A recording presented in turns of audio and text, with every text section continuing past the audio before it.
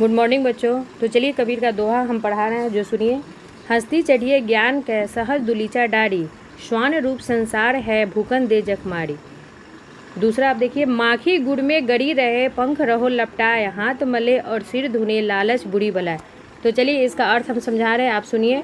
जो हंसती चढ़िए उसका अर्थ बता रहे हैं। ज्ञान या ज्ञानी अगर हाथी चढ़कर भी आपके पास आता है तो उसके लिए गलीचा क्या होगा,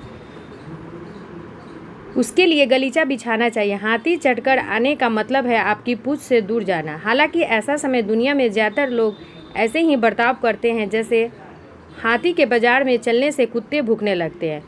कुत्ते उसका पीछा बिगाड़ नहीं सकते और सिर्फ अपना समय क्या करते हैं, बर्बाद करते हैं। आप अपना समय बर्बाद मत कीजिए, बल्कि उससे जितना हो सके ज्ञान लेने की कोशिश करिए। तो चलिए जी, एक और पढ़ाए थे माखी गुड़ में, और उसका अर्थ सुनिए।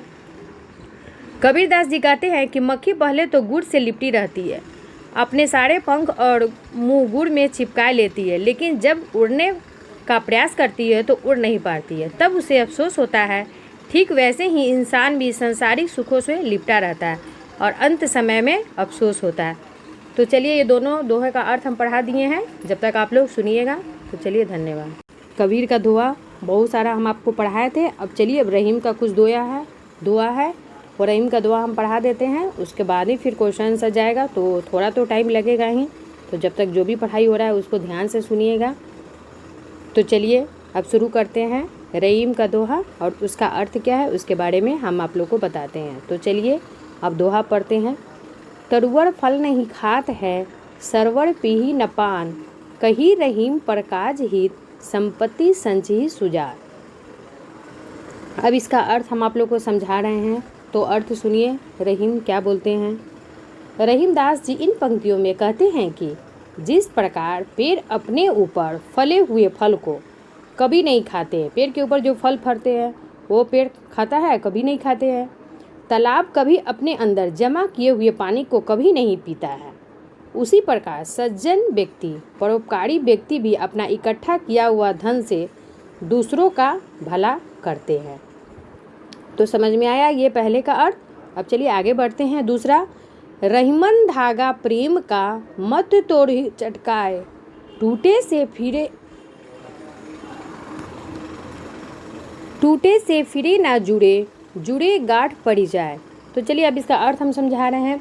रहीम कहते हैं कि प्रेम का नाता नाजुक होता है, इसे झटका देकर तोड़ना उचित नहीं होता।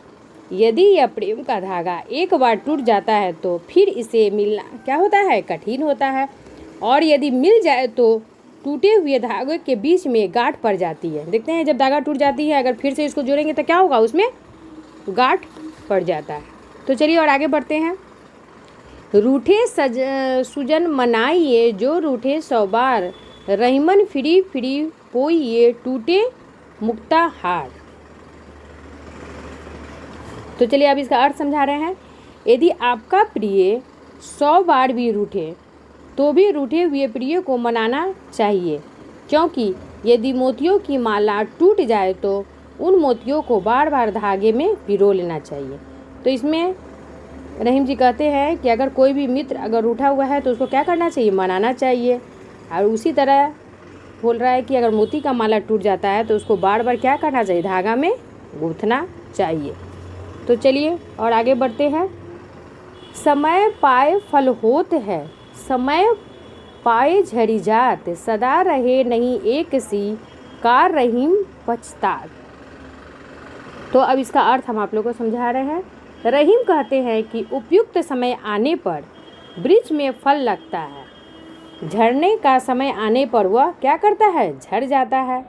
सदा किसी की अवस्था एक जैसी नहीं रहती, इसलिए दुख के समय पछताना क्या होता है, कभी कभी व्यर्थ जाता है। तो अब और आगे बढ़ाते हैं। 5वां, जो रहीम उत्तम प्रकृति का कड़ी संकट कुसंग, चंदन विष व्यापत नहीं लिपटे रहत भुजंग।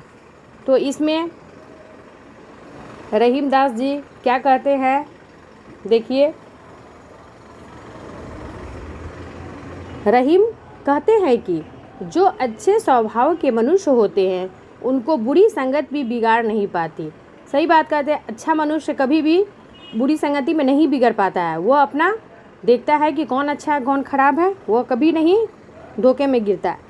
जहरीले सांप चंदन के वृक्ष से लिपटे रहने पर भी उस पर कोई जहरीला प्रभाव नहीं डाल पाते।